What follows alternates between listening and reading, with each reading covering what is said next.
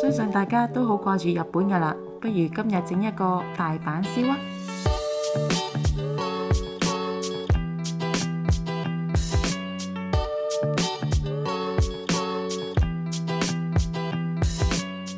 椰菜洗乾淨，瀝乾水分，切細備用。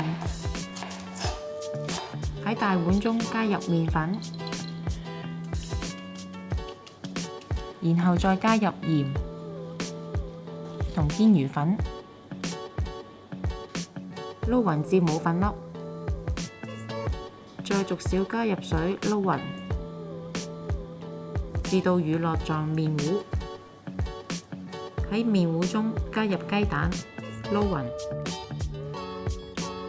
然後再加入椰菜絲，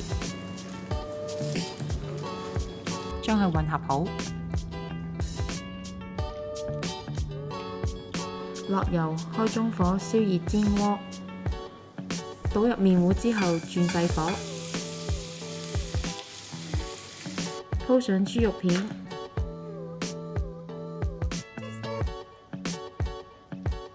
同埋加入少許嘅黑胡椒，用鍋鏟輕輕揭起大阪燒嘅外邊，見餅底煎到結實凝固，之後小心反轉，另一面再煎3分鐘。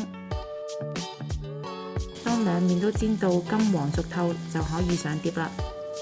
趁熱加上日式燒餅汁，灑上海棠粉，同埋日式蛋黃醬，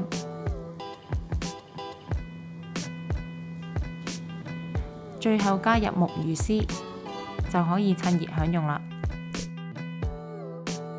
鍾意我哋條影片嘅朋友可以 Like、Subscribe、Share， 同埋記得撳着個鐘仔，可以第一時間收到我哋嘅最新資訊同埋影片。